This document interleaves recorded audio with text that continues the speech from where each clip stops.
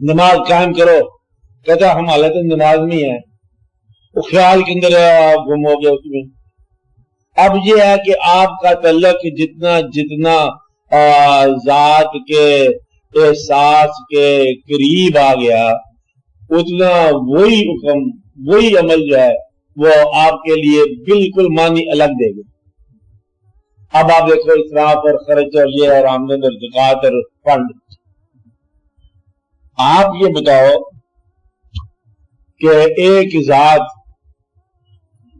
اللہ کریم کے محبوب صلی اللہ علیہ وسلم کی ذات گرامی کہ جن کے بارے واضح طور پر ابہام نہیں ہے، اللہ نے فرما دیا کہ آپ کی اگر ذات مبارک نہ پیدا کر فرمانی ہوتی ہم نے تو پھر دنیا کو پیدا کرنے کی ہمیں تو ضرورت نہیں تھی۔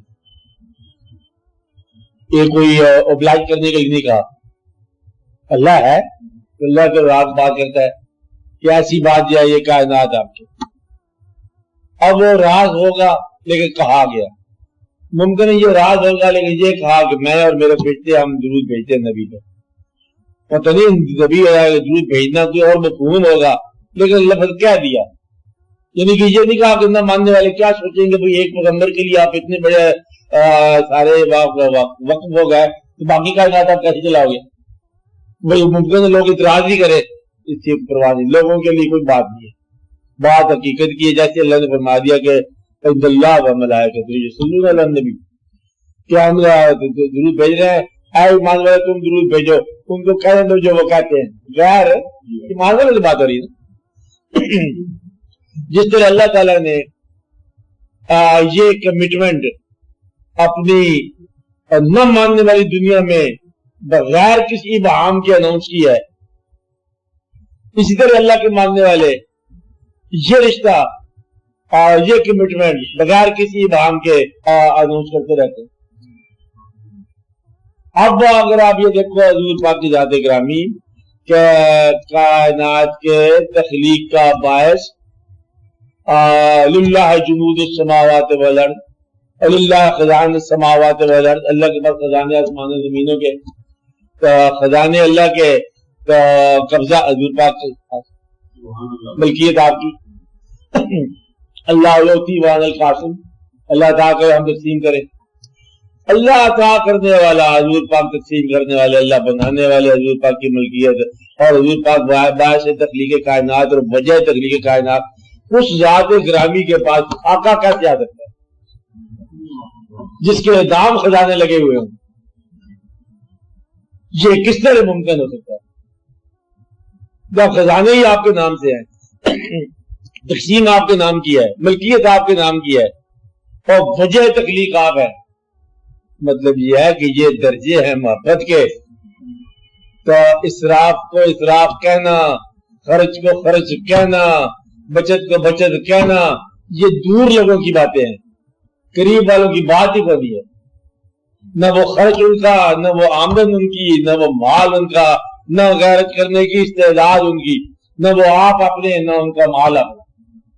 جو آپ قریب چلے جاؤ گے کہ اللہ نے پہلے پیسہ دیا، پھر پیسہ خرچ کرنے کی توفیق عطا فرمائی، یہ اللہ کا احسان ہے، خرچ کرنے کی توفیق احسان ہے۔ پیسہ نہیں دیا اور پیسہ نہیں دیا اور اس کے اندر گلہ نہ کرنے کی توفیق احسان ہے۔ پیسہ دیا خرچ کرنے کی توفیق اس کا احسان ہے، پیسہ نہیں دیا گلہ نہ کرنے کی توفیق اس کا احسان ہے۔ ہم دنیا کو مال تقسیم کرتے ہیں اور فاقے میں عبادت کرتے ہیں تو یہ اس کا احسان ہے۔ مقصد یہ ہے کہ جو آپ قریب ہوتے جاؤ گے الفاظ کا معنی بدلتا جائے گا۔ مگر ایک آدمی ہے وہ گیا تہجد کے مصلی پہ رات کا وقت، غور کیا، لطف نہیں آیا تہجد کا، تو کوئی سمتھنگ رانگ سم ویئر، جا کے دیکھا، اپنی گھر کے تلاشی لی، صبح کے لیے ناشتے کے لیے کوئی تھوڑا سا پوٹلی بندی ہوئی تھی پڑی ہوئی، انہوں نے اس کو تقسیم کرو، پھر جا کے اللہ اکبر تہجد کے اب ٹائم ہوئی ہے کہ فقیر ہو کے غیر متوکل میں کیوں ہو گئے، صبح کے راستے میں رکھا۔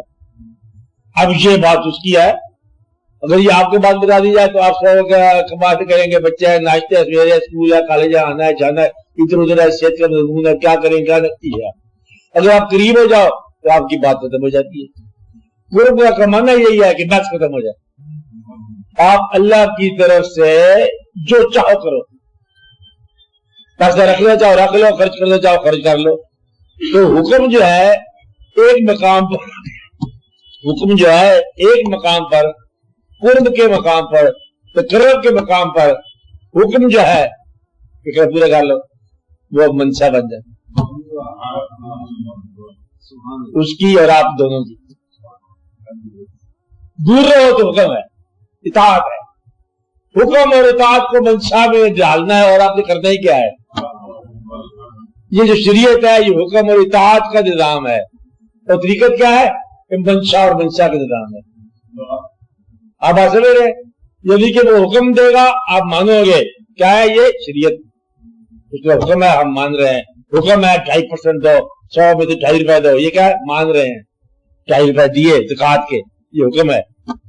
پھر جب آپ قریب آ گئے تو پھر 100 کس کے تھے، 2.5 کس کے تھے، لینا کس سے دینا کس.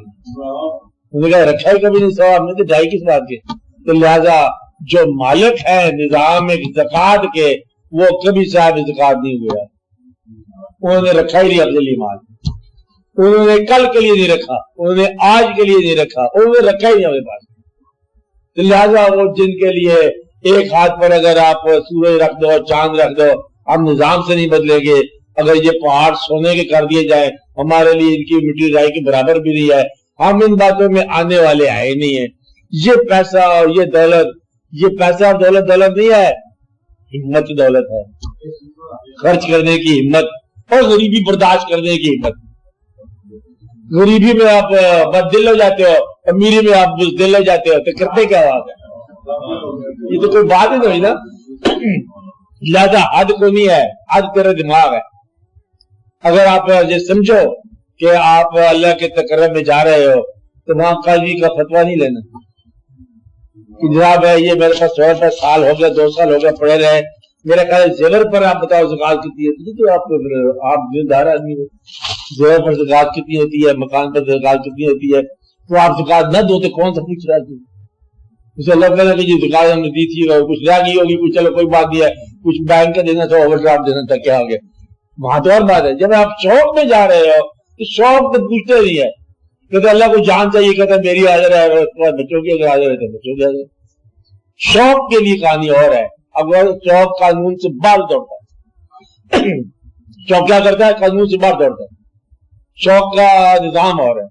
اس لیے ہم آپ کو جو رائے بتا رہے ہیں وہ یہ ہے کہ شریعت کے نظام میں داخل ہونے کے بعد فوری طور پر دعا کیا کرو کہ تم شوق کے نظام میں داخل ہو گئے. شوق کے نظام کا قانون جو ہے نا وہ دیا وہ نہیں، ریٹن ورڈ نہیں ہے، وہ ان ریٹن کانسٹیٹیوشن ہے.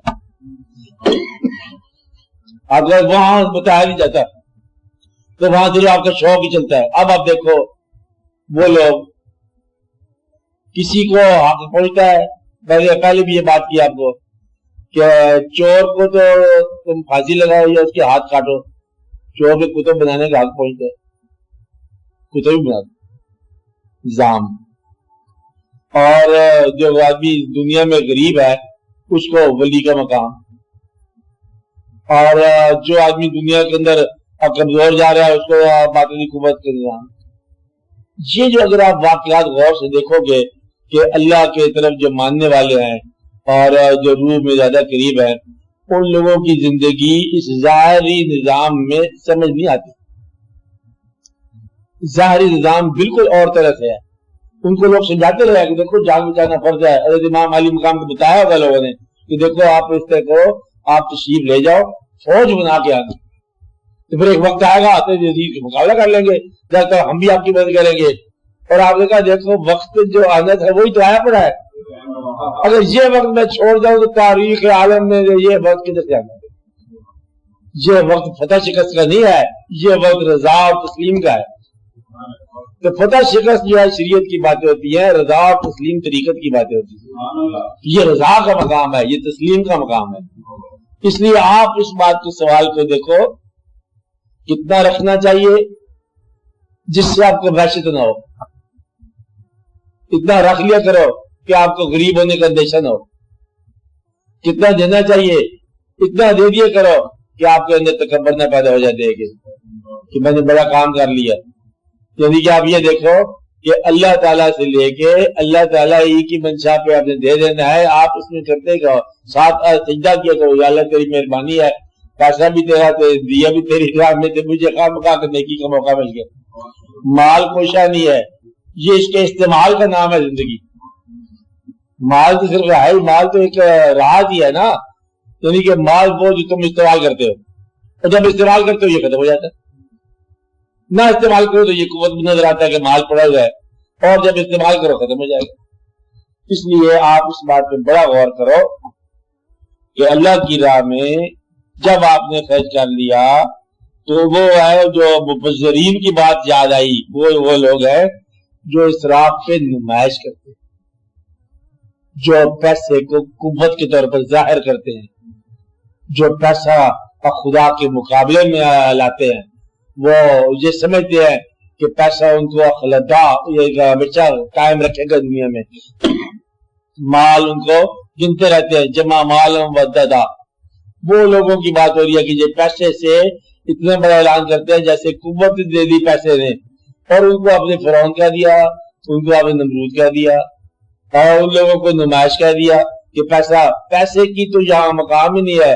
پیغمبر کو پیسے بغیر پیغمبری دے کے اللہ تعالیٰ نے راز ہی حل کر کہ اس میں ادب کا مقام پیسہ ہے ہی نہیں. ادب کا مقام جو ہے اللہ کے ساتھ تقرر ہے, اور آپ لوگوں کا اسی کا نام ہے دین. کہ دین آپ کا مطلب یہ ہے کہ وہ جو دنیا داروں کی پہچان کا ذریعہ ہے وہ آپ نے بند کر دیا. دنیا دار کی پہچان کیا ہوتی ہے؟ اس کا مقام جائے پیدائش دیکھو, تو عیسائی خاندان میں پیدا ہوا, چلو, اور اس کا حال کیا ہے, کہتے بادشاہ کا بیٹا بادشاہ ہی ہے.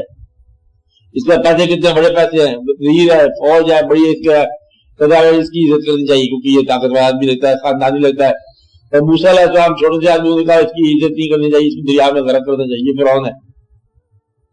اب یہ اس کی پہچان ہو رہے, مذہب کی پہچان ہو رہے, آپ کی دنیا کی پہچان ہو رہے. آپ دنیا کی پہچان کے مطابق نہ چلو, آپ مذہب کی پہچان کے مطابق چلو گے تو آدھا صبر ہوگا. شوق کی پہچان کے مطابق چلو گے تو پھر پورا.